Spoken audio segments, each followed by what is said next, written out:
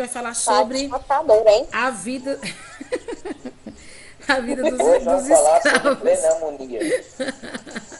K.O. K.O. Fatality. Ai, meu Double Deus. kill. Triple kill. Perfeito. Luigi. Pote. Olá pessoal, sejam bem-vindos. Ah, meu Hoje Deus. nós vamos falar de como era a vida dos escravos no Brasil. Não gostei. Antes de romper o sol, os negros eram despertados através das badaladas de um sino e formados em fila no terreiro para serem contados pelo feitor e seus ajudantes, que após a contagem rezavam uma oração que era repetida por todos os negros. Após ingerirem um gole de cachaça e uma xícara de café como alimentação da manhã, os negros eram levados pelo feitor para os penosos labor nas roças. E às 8 horas da manhã o almoço era trazido por um dos camaradas do sítio em um grande balaio que continha a panela de feijão que era cozido com gordura e misturado com farinha de mandioca, o angu esparramado em largas folhas de bananeiras, abóbora moranga, couve rasgada e raramente um pedaço de carne de porco fresca ou salgada que era colocada no chão, onde os negros acocoravam-se para encher as suas cuias, e iam comer em silêncio. Após se saciarem, os negros cortavam o fumo de rolo e preparavam seus cigarros feitos com palha de milho. E após o descanso de meia hora, os negros continuavam a labuta até as 2 horas, quando vinha o jantar, e ao pôr do sol eram conduzidos de volta à fazenda, onde todos eram passados em revista pelo feitor e recebiam um prato de canjica adoçada com rapadura como ceia, e eram recolhidos à senzala. E em suas jornadas diárias, os negros também sofriam os mais variados tipos de castigo. Nas cidades o principal castigo era os açoites, que eram feitos publicamente nos pelourinhos, que constituíam-se em colunas de pedras erguidas em praças públicas, que continha na parte superior em algumas pontas recurvadas de ferro, onde se prendiam os infelizes escravos, e cujas condenação, a pena dos açoites, eram anunciados pelos rufos dos tambores para uma grande multidão, que se reunia para assistir ao látego do carrasco abater-se sobre o corpo do negro escravo condenado, para delírio da multidão excitada que aplaudia, enquanto o chicote abria estrias de sangue no dorso nu do negro escravo, que ficava a execração pública. E um outro método de punição dado aos negros foi o castigo dos bolos, que consistia em dar pancada com a palmatória nas palmas das mãos estendidas dos negros, e que provocavam violentas equimoses e ferimentos no epitélio delicado das mãos. Em algumas fazendas e engenhos, as crueldades dos senhores de engenho e feitores atingiram a extremas incríveis métodos de castigos ao empregarem no negro o anavalhamento do corpo seguido de salmoura, marcas de ferro em brasa, mutilações, estupros de negras escravas, castração, fraturas dos dentes amarteladas e uma longa e infinita teoria de sadismo requintado. No sul do Brasil, os senhores de engenhos costumavam mandar atar os punhos dos escravos e os penduravam em uma trava horizontal com a cabeça para baixo, e sobre os corpos inteiramente nus, eles untavam de mel ou salmoura para que os negros fossem picados por insetos. E através de uma série de instrumentos de suplícios, que desafiava a imaginação das consciências mais duras para a contenção do negro escravo, que houvesse cometido qualquer falha, e num tronco, que era um grande pedaço de madeira retangular aberta em duas metades, com buracos maiores para a cabeça, e menores para os pés e as mãos dos escravos, e para colocar-se o negro no tronco, abriam-se as suas duas metades e se colocavam nos buracos do pescoço, os tornozelos aos pulsos do escravo, e se fechavam as extremidades com um grande cadeado. O viramundo era um instrumento de ferro de tamanho menor que o tronco, porém com o mesmo mecanismo e as mesmas finalidades de prender os pés e as mãos dos escravos. O cepo era um instrumento que consistia num grosso tronco de madeira que o escravo carregava à cabeça, preso por uma longa corrente a uma argola que trazia ao tornozelo. O libanto era um instrumento que prendia o pescoço do escravo numa argola de ferro, de onde saía uma haste longa, que poderia terminar com um chocalho em sua extremidade, que servia para dar o sinal quando o negro andava, ou com as pontas retorcidas com a finalidade de prender-se aos galhos das árvores para dificultar a fuga do negro pelas matas. As gargalheiras eram colocadas no pescoço dos escravos, e dela partia uma corrente que prendiam os membros do negro no corpo, ou serviam para atrelar os escravos uns aos outros quando transportados dos mercados de escravos para as fazendas. E através das algemas, machos e peias, os negros eram presos pelas mãos aos tornozelos, o que impedia do escravo de correr ou andar depressa. Com isto dificultava a fuga dos negros. E para os que furtavam e comiam cana ou rapadura escondido, Era utilizado a máscara, que era feita de folhas de Flandes, e tomava todo o rosto e possuía alguns orifícios para a respiração do negro. Com isto o escravo não podia comer, e nem beber sem a permissão do feitor. Os anjinhos eram um instrumento de suplício que se prendiam os dedos polegares da vítima em 2 anéis que eram comprimidos gradualmente para se obter a força confissão do escravo incriminado por uma falta grave. Já no início do século XIX, era possível verificar grandes transformações que pouco a pouco modificavam a situação da colônia e o mundo à sua volta. Na Europa, a Revolução Industrial introduziu a máquina na produção e mudou as relações de trabalho. Formaram-se as grandes fábricas, e os pequenos artesãos passaram a ser trabalhadores assalariados. Na colônia, a vida urbana ganhou espaço com a criação de estaleiros e de manufaturas de tecidos. A imigração em massa de portugueses para o Brasil foi outro fator novo no cenário do Brasil colonial. Mesmo com todos esses avanços, foi somente na metade do século que começaram a ser tomadas medidas efetivas para o fim do regime de escravidão. Vocês gostam de ser livres? Sim. Sim. Ou, na moral, depois de ver esse vídeo aí, eu acho que sim. Sim. Então, é isso que eu queria promover em vocês. Eu queria realmente promover isso. Porque às vezes a gente fala assim: ah, meu pai e minha mãe não deixam fazer nada. Eu me sinto um escravo dentro dessa casa. Realmente você agora se sente um escravo dentro da sua casa? Sabe? Não. É importante para a gente hoje ver o passado. É importante a gente ver hoje o que esses negros passaram, para que a gente dê valor para a nossa liberdade e para que a gente continue mantendo ela. Sabe?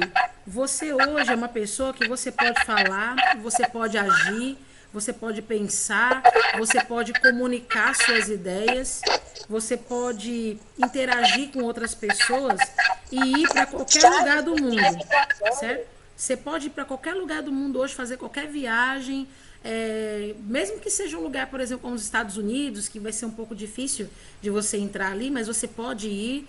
Hoje você pode fazer o que você quiser. E isso que vocês viram aqui não tem muito tempo que aconteceu, tá? Isso ocorreu durante séculos e séculos na história da humanidade e por séculos na história do Brasil. E isso só veio terminar, assim, tecnicamente e oficialmente a partir de 1888 no Brasil. Claro que ainda depois disso, alguns latifundiários ainda dominavam escravos, sim, porque não tínhamos um avanço tecnológico tão fundamentado na comunicação das informações, então muitos escravos nem sabiam que a lei já tinha sido aprovada e que eles podiam se libertar daquele regime.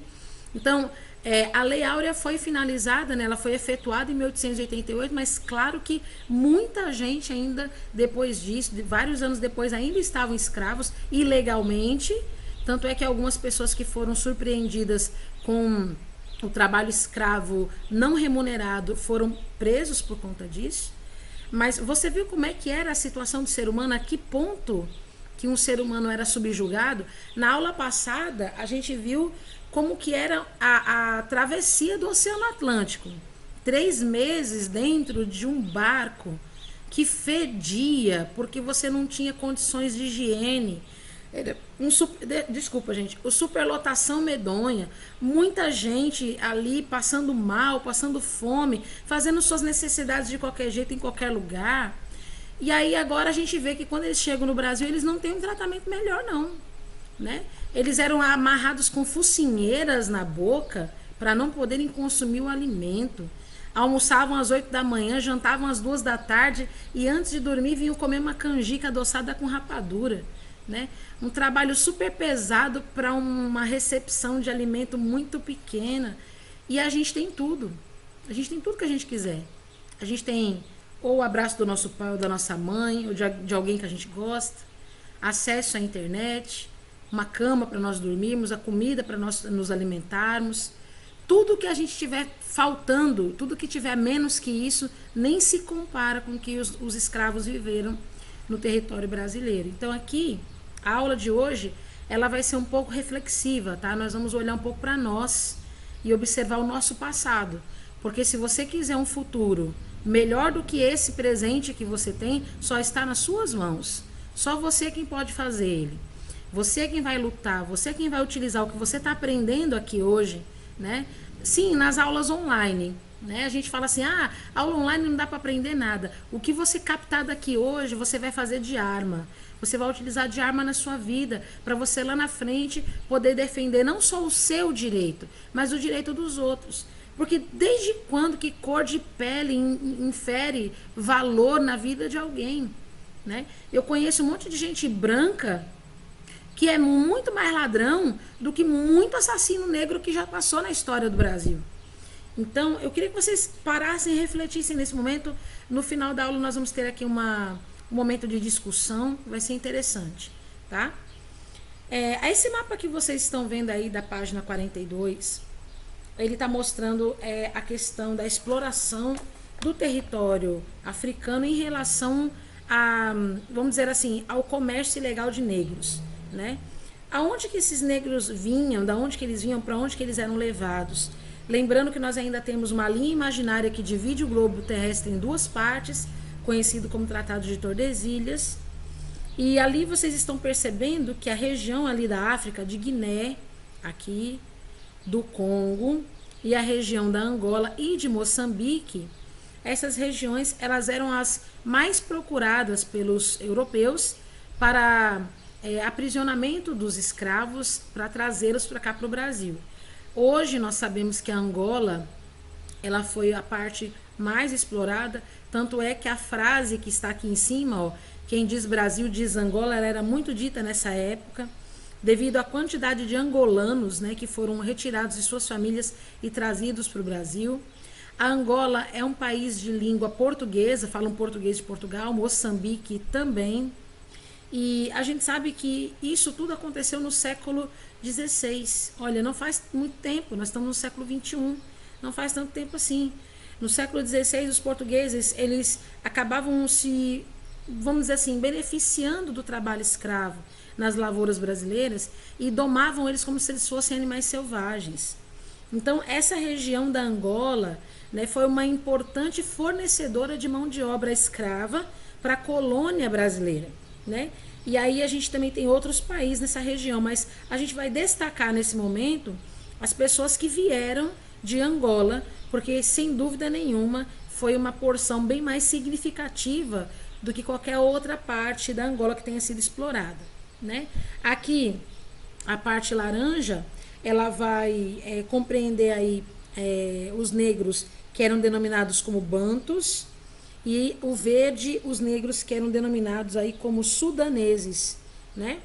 E aí a gente consegue perceber que aqui no Brasil nós temos 3 divisões: Recife, Salvador e Rio de Janeiro, que eram as capitais para onde eles iam, e de lá eles eram distribuídos, né? Bom, a maior parte dos africanos que vinham para o Brasil durante esse período colonial, eles vão pertencer a esses 2 grupos, né? Ou aos bantos ou sudaneses. E eles eram divididos, né, de uma maneira assim. Eu vou mostrar para vocês aqui na parte inferior do livro. Ó, eles eram divididos assim: as nações iorubás ou nagôs da Nigéria, ou os daomeanos de Benin, que eram as mais numerosas, né, e formavam o grupo de cultura sudanesa. Tinham as nações fulas, mandingas e haussás, que integravam o grupo guineano-sudanesa, que eram islamizados, né, eles eram muçulmanos. E os povos do grupo Angola, congoleses e de Moçambique, que constituíam um grupo de cultura banto, né, ou bantu, deve ser assim. E Ei, tia. Sim, pode falar, fica à vontade. Saindo um pouco do assunto da aula, Fala um pouco do se quê? a senhora não se importar, claro. Não importa não. Falar o quê? Um pouquinho do assunto da aula? Falar um pouco fora do assunto da aula. Só uma palavrinha. Falar um pouquinho fora do assunto da aula? Sim. Você quer que eu fale um pouco sobre nós, é isso? Não, não é isso. É o quê? Eu acho que vai dar certo emular aqui vai fazer isso. Tá certo. Não, irmão. Estarei aguardando. Mas não fala nada pra ninguém. Peraí, bagulho aí, eu tô curioso É agora. muito legal. Peraí. Depois a gente fala sobre isso. Eu vou terminar bem rápido hoje, tá bem curtinho o assunto, tá? Eu vou continuar aqui lendo esse fragmento de texto que a gente tem aqui na parte inferior da página 42, que diz assim, que os negros eles foram transportados para as Américas de 8 a 11 milhões de africanos durante todo o período de tráfego negreiro. Desse total, 4,9 milhões tiveram como destino final o Brasil. Por isso que na primeira aula que nós falamos sobre esse assunto, nós deixamos claro que 40% de todos os escravos que foram trazidos da África para o Brasil acabaram parando aqui. 40% é realmente uma estimativa muito alta, né? E a gente sabe que além dessas viagens não serem confortáveis e muitos deles morrerem pelo caminho, porque, por exemplo, um barco tumbeiro, por exemplo, que ele tivesse um espaço adequado para apoiar, por exemplo, 100 escravos, ele era lotado com 5 vezes mais a sua capacidade. Para que isso? Para garantir que o maior número de escravos vivos chegasse na colônia. Então não tinha problema se morresse no meio do caminho, né? Em vez de eu levar 100 para chegar vivo lá só 10, eu vou levar 500 para garantir que pelo menos 100 chegue vivo lá. Tá entendendo mais ou menos como era? Era uma coisa absurda, absurda. E além dessa viagem ser muito longa, e eles terem todo tipo de privação, e colocarem suas saúdes em risco, e todo tipo de problema que pode acontecer numa viagem de 3 meses, né, nesses navios negreiros, no Brasil, os principais portos, que eu já mostrei para vocês aí no mapa, que ficava no Rio de Janeiro, em Salvador e em Recife, e também tinha em São Luís, no Maranhão, né? Eles funcionavam como mercados de escravos. Era para lá que os donos de engenhos, né, os senhores de engenho, eles iam para poder escolher os melhores escravos e trazerem como se fossem bois, né, dentro das suas carroças. Então, o que acontecia? A primeira coisa que acontecia quando o negro chegava, né, eles verificavam ali o sexo, a idade, né, o número de crianças, né, eles faziam tipo um catálogo, né, eles iam catalogar a mercadoria, entre aspas, né? Faziam uma recalque. Exatamente. O traficante, ele tinha que pagar imposto, né, propina para as autoridades locais, porque era, né, para você deixar, eu tenho que deixar eu vender o meu produto, então me paga isso, o meu peixe, pronto. Era assim que funcionava. E assim que eles chegavam lá, eles eram vistoriados. Vamos ver se os seus dentes estão bons, vamos ver se você tem todos os dedos, vamos ver se você é forte, né? Vamos ver se você está saudável, porque aqueles que adoeciam durante a viagem eram separados dos demais, levados para um lugar onde eles iam receber tratamento, né? Alimentação e tratamento adequado para que eles pudessem se recuperar e ficar saudáveis para depois voltar para o comércio de escravos de novo, né? Então era triste a situação. É tipo assim como eles pensavam, chegou doente, quase morrendo no Brasil, vamos levar para aquele lugar ali para ver se pelo menos salva. Se salvar pelo menos, se salvar um, pelo menos não é prejuízo geral para o meu dinheiro, né? Era mais ou menos assim. Então depois dessa viagem longa que eles faziam, né, eles iam aí fazer essa contagem, essa triagem, para ver se realmente era viável vendê-los, né, se eles estavam bem para ser vendidos. E aí eles eram lavados, né, se eles estivessem plenos, né, se eles estivessem bem de saúde, eles iam ser lavados, né, eles tomavam um banho, né, eles eram barbeados, né, tinham os cabelos rapados, né, e aí sim eles passavam a ser comercializados, né, como se fossem realmente uma espécie de objeto. Então a necessidade da mão de obra escrava na colônia era grande, porque se tornou grande, não era necessária, mas ela se tornou necessária. Porque, primeiramente, o que foi escolhido como mão de obra gratuita no Brasil eram os indígenas. Mas como os indígenas se tornaram bem arredios e não se deixaram controlar, eles fugiam para o meio do mato, aonde os portugueses não tinham conhecimento e não podiam correr atrás deles, porque eles eram muito mais ágeis, veio então a solução aí do tráfico negreiro. Isso é lamentável, mas realmente foi o que aconteceu. Indo mais adiante, aqui na página 44, a gente consegue ver, vocês viram nas imagens, eu sei que as imagens foram fortes, né? Mas no 7º ano é assim, imprescindível que Nada, você tenha... Foi bem levinha. Foi bem levinha. Em vista de Game of Thrones, né? Foi bem levinha. Né? Não tem como, não. Sérgio Sertanejo, seja bem-vindo, viu? Não sei quem é, mas... Berranteiro, tia. Berranteiro, Berranteiro, bom. rapaz. Sejam Berranteiro. Quem é Berranteiro? Quem é Sejam Berranteiro? Deville, tia, pelo amor de Deus, Nossa, rapaz. Deville, que susto que você me deu agora, Deville. Ainda bem que não é o Bozo, rapaz. Eu pensei que era o E-Boy, né? Lembra do E-Boy? Até hoje a gente não sabe quem é o E-Boy, né? Você é louco. Eu vou saber quem tá entrando com esses nomes trocados. Bom, página 44 vai mostrar para vocês também algumas gargantilhas, né? Que eram utilizadas para aprisionamento dos escravos, né? Essa imagem que você pode averiguar aqui é uma imagem, uma pintura de Jean Baptiste Debré. Ele é aquele pintor francês que eu já falei para vocês, que ele vai estar sempre registrando os momentos dos escravos. Na minha tela. E aqui as pessoas escravizadas, elas iam trabalhar, né, dentro das casas de engenho. Ou seja, era um latifúndio muito grande, um terreno mega hiper gigantesco, que iria ter a plantação da cana-de-açúcar, tá? As mulheres, elas iam, por exemplo, trabalhar na casa, geralmente, né? Alguns homens também iam trabalhar na casa, e a casa, ela era colocada num ambiente centralizado ali no terreiro, né? Aos fundos da casa, geralmente tinha uma capela, porque eles eram católicos, conservadores, né? E esses negros que ficavam na casa grande, eles tinham que trabalhar limpando a casa, limpando os quintais, né? Fazendo a comida, fazendo todo tipo de fazer doméstico. Né? Imagina como é que deve ser. Você passar no sol quente, com as correntes penduradas na tua cabeça, no teu pescoço. Imagina só, tipo, ele tinha que mexer bastante a mão e ele tinha que se abaixar junto. Imagina só como é que não ficava irritado no fim do dia, no pescoço, de tanto passar corrente quente.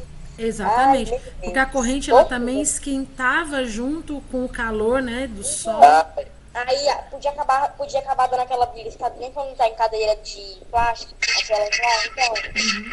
Nossa, que isso, meu Deus do céu. Fora que havia o risco de você contrair algum tipo de problema aí por conta do ferrugem, né, das correntes, né? Assim, a vida era deplorável. Você podia acabar fazendo uma ferida, né, no seu pescoço. Oi? Aí ele mexendo com terra, né? Esses portugueses que fizeram... Charles, do microfone, Charles. Mano, esses portugueses têm um lugar reservado no inferno, cara. Eles já estão lá queimando. Quer dizer, sempre tem. Eu vou garantir. Verdade. Esse sentimento de indignação é válido. Eu queria despertar isso em vocês. Eu acho que eu consegui. Essa era a ideia. Eles teriam sido torturados até a morte. E eu queria que vocês canalizassem esse tipo de sentimento também em qualquer que fosse a discriminação. Não somente com os negros, mas também com classe social, com escolha de identidade sexual, com escolha de religiosidade, sabe? Vocês precisam colocar isso de uma maneira a enxergarem o ser humano da forma como Deus vê. Deus não vê a gente de uma maneira separada, né? Quer dizer, no sentido de distinção, de cor de pele, de nada, ele não distingue a gente assim. Ele nos vê intimamente, individualmente, sim, mas ele não nos distingue de sermos todos irmãos. E isso aqui, quando eu estudo isso aqui, meu coração dói muito de pensar que hoje, por exemplo, membros da minha família, até eu, por que não? Porque eu não sou tão branquela assim, eu poderia estar passando por uma situação como essa, né? E o pior de tudo é que você observa que realmente era luxo naquela época, a gente tem que contextualizar isso, era luxo naquela época você ter escravo. Se você fosse um senhor de engenho, dono de um latifúndio e não tivesse escravos, assim, aos borrotões, você não era considerado próspero, tá? Então, naquela época, o senhor de engenho, ele também era considerado rico através da quantidade de pessoas que eram dependentes dele, como no caso a família e também os escravos, né? Esse dias eu vi uma teoria muito triste. Hum, Que, sabe assim, um siriguejo de Bob Esponja? hum, Então, tem uma teoria que diz que a filha dele, a Pérola, que é uma baleia, ele achou ela ao lado do corpo de sua mãe morta, que foi morta pelos caçadores marítimos. E aí, a teoria diz que a mãe da Pérola foi morta e a Pérola estava ao lado dela chorando muito. E aí o siriguejo pegou ela para cuidar. entendi.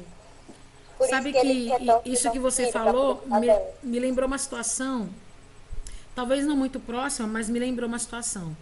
Os escravos, por exemplo, as escravas, as mucamas, né? A mulher que trabalhava dentro da casa grande, ela era chamada de mucama. Vocês viram nas imagens, né? Elas eram abusadas sexualmente também. E muitas vezes os senhores de engenho faziam isso para quê? Eles escolhiam uma mucama que aos olhos deles eram, vamos dizer assim, saudável, para que ela pudesse gerar filhos, para que ele pudesse aumentar, entre aspas, o número de escravos que ele tinha. Ou seja, ele muitas vezes tratava daquela mucama como se ele fosse um reprodutor. Ele não se importava se ela era negra para isso. O que ele queria era aumentar o patrimônio dele sem precisar pagar. Entende? Então ele engravidava uma mucama para gerar um filho, para ele se tornar escravo. Poxa, você vai escravizar seu próprio filho, sabe? Que coisa louca! Mas era assim que acontecia, né? Era assim que acontecia. E assim, escravizar o próprio filho e saber que o filho vai passar por aquela lástima de vida, né? É muito difícil de entender, mas acontecia. Nossa, mano, nossa, Jefferson falou bem direitinho, vai ter um lugar reservado no inferno. Meu Porque Deus. se não tiver qualquer... Não, porque se eles não tiverem ido pro inferno, os padrões são bem baixos, viu? É triste. Ô, namorado, eu Bem tenho certeza que Deville, toda vez de noite, desce no tobogã e fala: "E aí, português, como é que tá aí o calor?" Nossa, Nossa, Meu sonho você todo pegou mundo deixa pesado todo mundo agora. Meu Deus, Não é mentira, não. É mentira. você pegou pesado, coitado, né? Mas Porque, continuando namorado, aqui, eu ó. quero que esses caras Nossa, estejam é lá. sério, gente. Esse é meu sonho, poder torturar eles pessoalmente. Nossa, Deville, não, libera Mas perdão é aí. verdade. Não, mas Gente, libera isso é aí. maravilhoso. Eu ia poder personalizar o sofrimento que eles iriam passar. Eu tive até uma ideia. Eu poderia colocar neles uma cueca de aquário, que iriam ter piranhas. Nossa, velho. As piranhas iriam morder eles, que iriam Peraí, eles iriam produzir Mas é bobear isso mais que, é isso que eu tô dizendo. É isso que eu tô dizendo. A gente tem que andar na contramão disso aí. A gente não pode se tornar iguais a eles, entendeu? Ainda que a gente deseje isso no nosso íntimo, mas a gente não deve agir como a mesma forma, pagar na mesma moeda. Isso não vai funcionar. Enquanto nós tivermos o mesmo pensamento, né, o mesmo pensamento retrógrado, ainda vão existir autoritarismos, ditaduras e impedimentos para que as pessoas sigam a conquista da vida delas, né, as realizações delas. A gente tem que se desvencilhar dessas coisas, né? É que nem o que a Bíblia diz. A Bíblia diz que as coisas que ficaram para trás, ficam para trás. Eu vou me desvencilhar, eu vou me despir das coisas que para trás ficam e vou em direção ao alvo, né? O meu alvo sempre deve ser, pelo menos na minha ideia, meu alvo sempre deve ser a vida de Cristo, né? O que Cristo foi na humanidade, eu pretendo ser. É claro que a gente tem os pensamentos ruins, é claro que a gente tem pensamentos de vingança, isso é natural do ser humano. Mas a gente tem que fazer um esforço de tirar essas coisas que nos aprisionam. A gente vai se tornar iguais ao que eles eram lá atrás. Ó, para pensar. Você vai ter 5 negrinhas no seu quintal daqui a pouco também, colocando sobre elas um guarda-chuvinha para elas colocarem sombra sobre a sua cabeça e elas fazerem cadeirinha para você ir caminhar, né, no pôr do sol. Se a gente continuar com esse pensamento, daqui a pouco a gente está escravizando outras pessoas, né? Pode não ser como na época da colonização, mas tem tantas pessoas hoje que escravizam outras em relacionamentos abusivos, né? Então isso tem que ser retirado da nossa mentalidade, né? E aqui você percebe, as mulheres que trabalhavam, os homens que trabalhavam na casa grande, eles tinham melhores condições de sobrevivência, porque não ficavam tão expostos ao sol quanto os que trabalhavam na lavoura.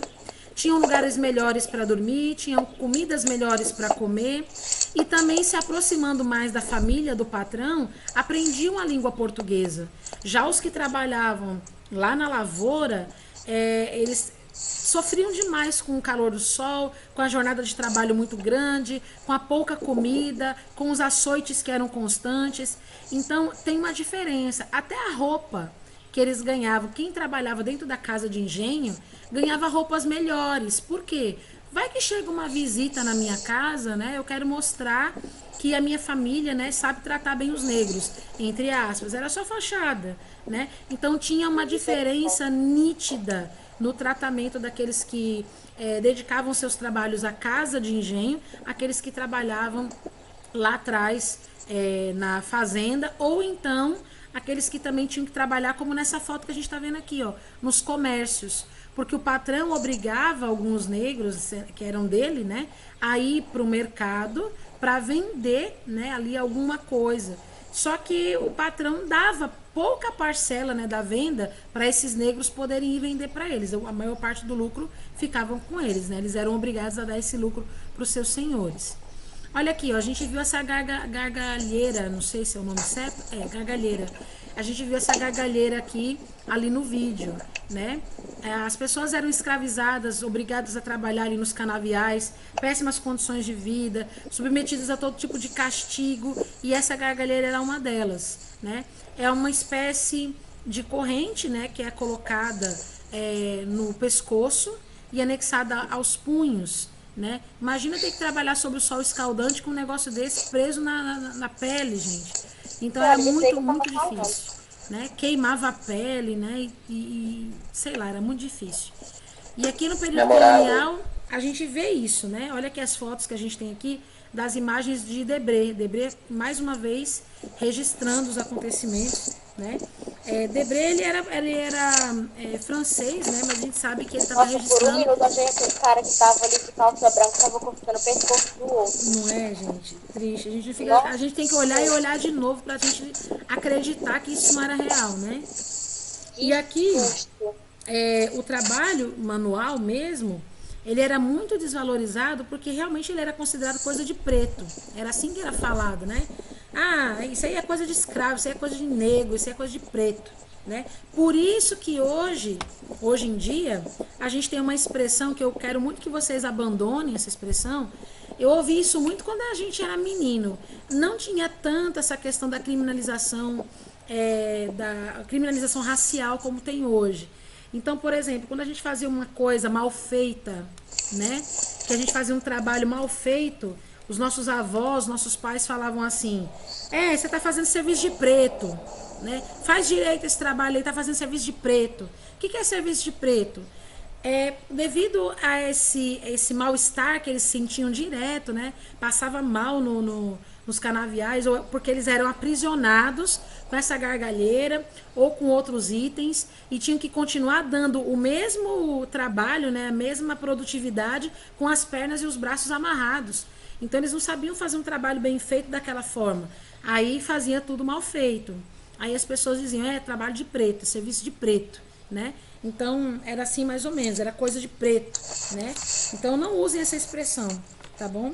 Porque aqui o que acontece? A gente via que as pessoas escravas, elas desenvolviam vários serviços ao mesmo tempo.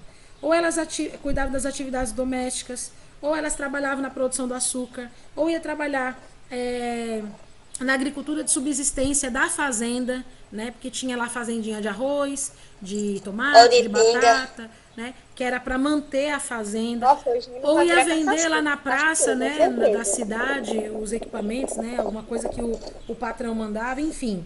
Era muita atividade. E eles não recebiam nada para isso. E a saúde deles ia embora. Um negro chegava a viver, no máximo, 35, 36 anos. Porque devido a tanto maus trato, ele morria cedo, né? E aí mais pra frente a gente vai ver as leis que foram feitas, né, para a abolição da escravatura, porque ela não veio de uma vez, né? Ela veio em parcelas, vamos dizer assim. Uma das leis que foram criadas, a maior piada que eu já vi, né, que é a lei que a gente chama lei para inglês ver, vocês vão saber já por que ela tem esse nome. Era a lei dos sexagenários, ou seja, quando um escravo atingisse 60 anos de idade, ele podia dar entrada no seu direito de alforria, ele trabalharia mais 5 anos. Que ele devia ter 60 anos? Da onde? Da onde, né? Aí ele tinha que trabalhar mais 5 anos. Com 65 anos ele era alforriado. Da onde que um negro vivia 60 anos, né, gente? É triste, triste, triste. Então aqui, ó, os negros produzindo pães, ó. Eles faziam até os pães que a família ia consumir, ó. Vai vendo. É muita gente, ó. Aqueles trabalhando como barbeiros, ó, no meio da rua, né? Imagina só se o pão acaba tendo algum defeito e os caras matam eles por causa só desse pão.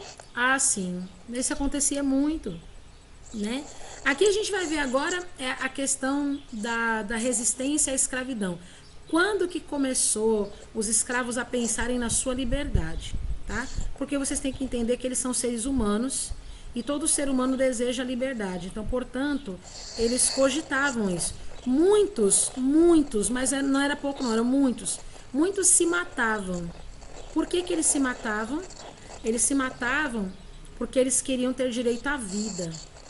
Eles se matavam porque eles queriam ter direito ao respeito. Então eles fugiam, né, dessa vida, tirando a sua própria vida, né? Então era muita resistência mesmo. Então, com tudo que acontecia, com todos os infortúnios que acontecia aqui na África, os escravos nunca desistiam, né? De várias maneiras eles tentavam fugir, né, dessa pressão que acontecia sobre eles. E à noite, né, antes deles dormirem, eles praticavam as suas religiões, com danças, com cultos, com cânticos, com festas. E isso, de uma certa maneira, fazia com que a fé deles permanecesse firme. De alguma forma, a fé deles encontrava ali alívio, encontrava apoio, encontrava consolo, de alguma maneira, né? Então, é importante a gente saber que os negros, eles mantiveram sempre viva a sua postura, né, em relação a quem eles eram. Eles nunca desejaram mudar a sua expectativa, mudar as suas formas como eles viviam para poder agradar ninguém, né? Então, nas poucas horas de descanso que eles tinham, né, era muito comum eles se reunirem, como vocês estão vendo aqui, ó, nessa foto, nessa imagem, começar a bater os tambores, começar a dançar, começar a contar histórias, liga o microfone, né? Então aqui era muito comum, né? A Letícia está dizendo assim que as meninas prestam atenção ao mesmo tempo em várias coisas. É isso mesmo, Letícia. Já vou compartilhar com você aqui o que eu estou fazendo, né? Compartilho já aqui das minhas experiências com vocês também. Aqui, ó, o que a gente pode observar? Que além deles cantarem, dançarem, contarem histórias, o que eles estavam fazendo com a mente deles? É isso que é interessante lembrar. A mente do escravo não estava escrava, entende? Isso é muito importante lembrar. Eles estavam escravos de corpo, mas eles não eram escravos. Eles estavam por um determinado tempo.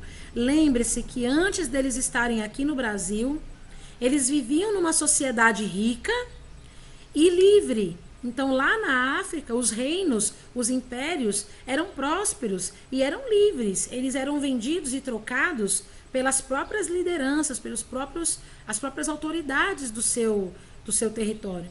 Então, quando eles chegam aqui no Brasil, eles estão escravos, mas eles não são escravos. Na mente deles, eles ainda são quem eles são. Por isso que a mente deles continuou perpetuando ali a sua cultura. Gente, a gente está falando de 5 séculos onde a cultura do negro nunca mudou. E isso só aconteceu por causa de uma grande força de vontade movimentada aí pela mente, pela mentalidade do negro. Então, nas horas de descanso, eles faziam isso, eles faziam pequenas roças para eles, né, de milho, de mandioca, e eles iam cuidar da própria vida também, né? A religião mostrava essa resistência, né, para eles expressarem a sua revolta. Como eu disse para vocês aqui, está escrito no livro de vocês, ó.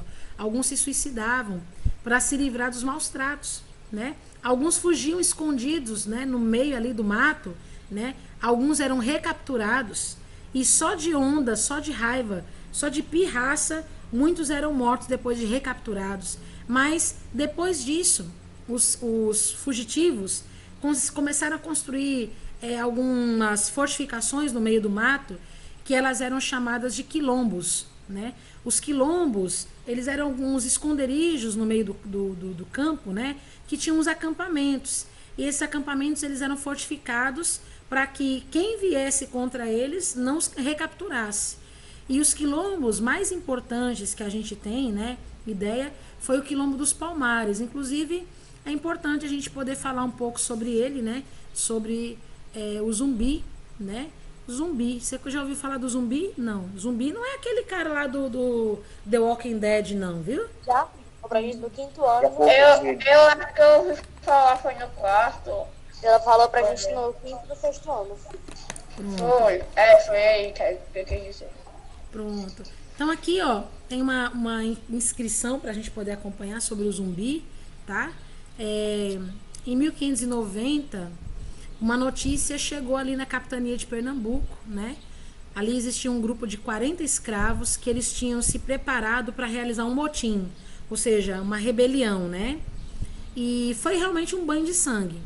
Eles mataram os senhores deles, né? Os donos dos engenhos. Mataram os feitores. Os feitores são uma espécie de supervisores, capatazes, né? Que mandavam nos negros a pedido, né, a ordem dos seus senhores.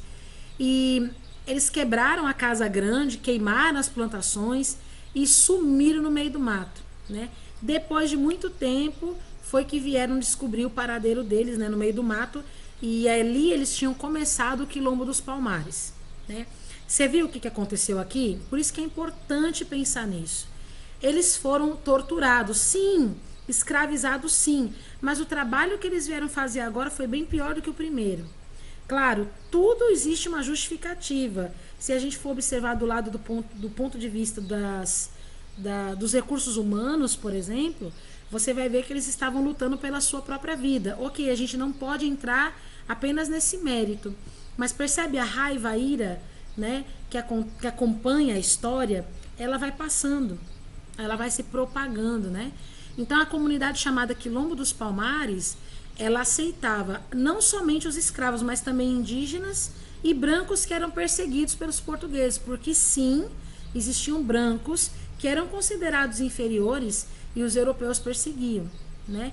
Era, vamos dizer assim, uma espécie de um país dentro do Brasil, como é bem colocado aqui nessa frase, e o povo aprendeu a guerrilhar, né? Aprendeu a métodos de guerra e acabou enfrentando 18 expedições militares que foram organizadas por Portugal, Espanha e Holanda, resistindo a cada uma delas. Eles resistiam a 18 ataques. Você pode imaginar? E dentro desse brabo, pense num povo brabo. E dentro dessa comunidade, 4 gerações de escravos lutaram contra os invasores. A última geração foi liderada por Zumbi, ele era chamado de Zumbi dos Palmares, né? E foi derrotada por Domingos Jorge Velho. Domingos Jorge Velho é o Anhanguera, né? Aquele que botava fogo na cachaça para fazer ali a medo, né, aos indígenas, né? Domingos Jorge Velho conseguiu derrotar o Zumbi, né? O que aconteceu foi que Domingos Jorge Velho, ele enriqueceu, né? Ele ficou rico vendendo os escravos. E o Zumbi, ele fugiu, mas depois ele foi morto, né? A cabeça dele foi arrancada, né? E foi exposta num povoado lá em Recife. Dizem que a morte de Zumbi foi dia 20 de novembro e hoje, no Brasil, é celebrado o Dia da Consciência Negra, né? Algumas pessoas vão questionar essa data, se ela é realmente importante, se a gente precisa realmente ter um Dia da Consciência Negra. E outros questionam por que a gente não tem um Dia da Consciência Branca. Não vem ao caso, né? Já que os brancos são todo dia, já que foram mortos muitos negros, então para que ia ter o Dia da Consciência Branca? Né? Se antes da abolição da escravatura eles já eram completamente adorados, já que eles vendiam e compravam escravos. O que adianta? A gente tem que lembrar da importante batalha que houve para os negros poderem serem libertados e terem a sua própria liberdade. Uhum. E nem depois disso eles foram deixados em paz. Então, o Dia da Consciência Branca ia ser só um dia para lembrar que pessoas horríveis brancas serviram para ferir os escravos negros. Sim. Então, é burrice querer comemorar um dia desses. E Dia de assassino, então ia chamar como Dia do Assassino, né? Só pode. E é engraçado o jeito como você fala, porque você tá falando de nós brancos, você também é branco. Eu acho que você é mais branco do que eu. É, mas não é aqueles. Não, é verdade. Foi Luiz Henrique que falou agora, né? Foi. Defesa. Fui eu. Defesaça. Muito bem. Eu queria conversar com vocês agora um instante a respeito disso, E eu. né? Você acha que o Dia da Consciência Negra que existe no Brasil hoje, vocês acham que é válido, serve para alguma coisa? O que vocês acham que o Dia da Consciência Negra ainda está devendo trazer para a população de hoje, do século XXI? Vocês acham que é válido? E deve celebrar o que nós fizemos no passado, o que nós fizemos de horrível com os pobres inocentes. Mas vocês acham que é válido o Dia da Consciência Negra? Eu acho que sim. Completamente, já que é para lembrar de pessoas que foram muito corajosas ao ponto de querer lutar por seus direitos. Já que isso foi um grande sacrifício. Foram muitas mortes, muitas mortes. Eles passavam por torturas, tanto psicológicas quanto tortura mental. Então, né, meio... Então você acha que o Dia da Resistência Negra ele tem que ser voltado para uma reflexão ou para um suporte de luta? Para um suporte de luta, já que até hoje muita gente tem preconceito com os negros e ainda assim acham eles inferiores, de algum modo. Interessante você pensar nisso. Diga. Para mim, no Dia da Consciência Negra, as pessoas deviam refletir e decidir parar de julgar os negros, porque qualquer coisa eles julgam. Um dia desse eu assisti um vídeo sobre, em uma sala de aula, aí tinha um aluno negro que tinha ido buscar o casaco dele dentro da sala, na hora do recreio. Aí acusaram dele ter roubado um celular, sendo que não roubou. Sendo que foi uma menina que, quando ela entrou, até botou a culpa nele. Nossa, é muito válido isso que você está trazendo agora, Anthony. Sabe por quê? Isso é um estereótipo que foi colocado sobre o negro assim que eles conseguiram a libertação. Por quê? Gente, olha aqui, ó, olha as imagens que a gente está vendo. O negro foi tirado da sua casa. Ele veio para cá para o Brasil, trabalhou anos e anos e anos aqui, ele não sabia viver em outro lugar. Quando ele recebeu a liberdade, ele não tinha uma casa para ir, a família dele ele não sabia mais como voltar para encontrá-la, e nem se ainda mais existia. Ele não tinha dinheiro para se manter. Então, muitos dos negros acabaram sendo marginalizados. Eles passaram a sobreviver de pequenos furtos, porque eles não tinham como viver. Os negros poderiam ter tantos motivos para continuarem odiando os brancos e continuarem uma matança enorme, mas não.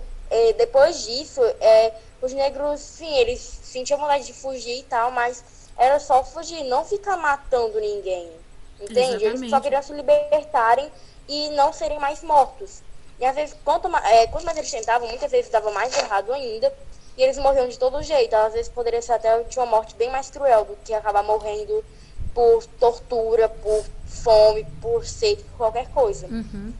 E você percebe que quando a gente está falando de vida, realmente o negro, ele depois da escravidão, aí que ele foi menos considerado ainda. Porque se dentro da fazenda ele tinha algum valor, dentro da fazenda, o valor que ele tinha era de mão de obra, né? Ele trabalhava, então ele era útil por esse motivo.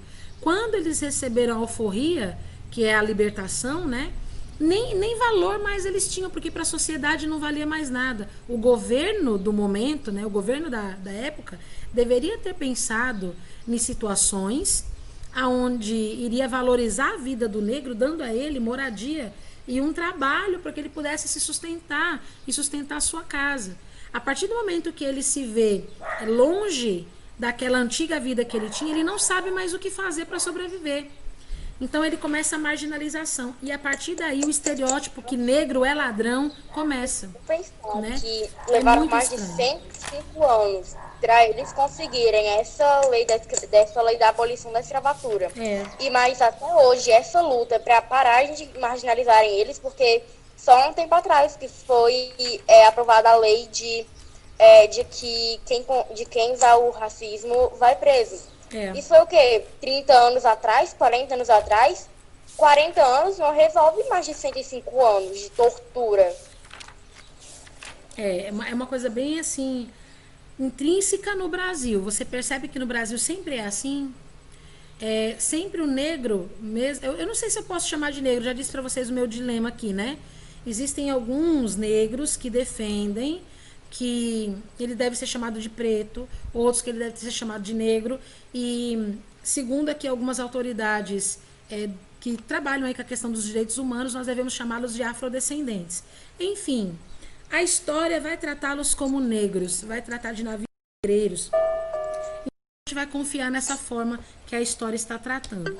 O objetivo é a gente compreender o conteúdo e respeitar cada pessoa, né, independentemente do que tenham feito. E quando a gente fala de respeitar cada pessoa, a gente também entra naquelas, né? A via é cruzada, né? Respeita ou não respeita os europeus? Também entra um debate, hein? Pode falar, Devolve nosso ouro. Bora, cadê meu ouro, minha gente? Cadê meu ouro? Eu quero meu ouro. Nossa, eu lembrei de uma coisa agora, mano. Eu quero meus 200 reais. O Jefferson quer falar alguma coisa? Foi depois de uma aula de história. Eu tava no TikTok e havia uma menina, né, que tava falando sobre outra garota que tinha falado um negócio. Que muita gente, ela era portuguesa, aí muita gente tava indo no perfil dela falando, devolve nosso ouro, devolve nosso ouro. Aí a menina postou um vídeo falando o seguinte, que os portugueses, eles só pegaram o que era deles por direito, que o Brasil era deles e que eles só pegaram o que era deles por direito. Agora me diga, isso é muita falta de ensino de história. Bora levar você pra lá, bora, Paty, pra poder te ajudar eles. Porque os caras falaram que os portugueses chegaram aqui e pegaram o que era deles por direito, é muita sacanagem. Tecnicamente, eu não sou favorável a essa inscrição dessa mulher. Eu acho que eu também vi esse vídeo aí no TikTok. É triste, viu? Pode falar, Jefferson. A menina tem coragem de falar. A menina tem coragem de falar que eles chegaram aqui e pegaram o que era por direito. Nossa, é muita burrice, viu? Mano, questão de respeito, essa tá a melhor época de todo mundo, velho. Porque, tipo, qualquer preconceito que você tem, você já é processado ou preso. Ainda tem gente falando, não, tem que ter mais direito, tem que ser mais respeitado. Realmente. Vieram aqui direito. Direito que eles literalmente vieram aqui, falaram, ó, vou escravizar todo mundo aqui, pronto. Não, não foi nem eles nem pra dar uma prévia, não, só começaram a matança. E tipo... E aí, galerinha, chegamos aqui no Brasil... Eu vou escravizar você até...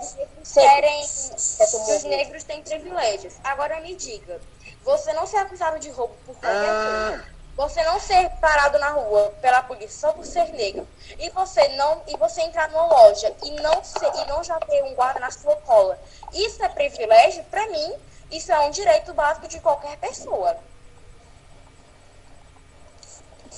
Tem gente que chama querer isso de querer um privilégio a mais do que qualquer gente. Porque eu duvido algum branco entrar numa loja e começar a ser caçado dentro da loja, ser vigiado só por ser branco. Agora, isso me lembrou de uma história que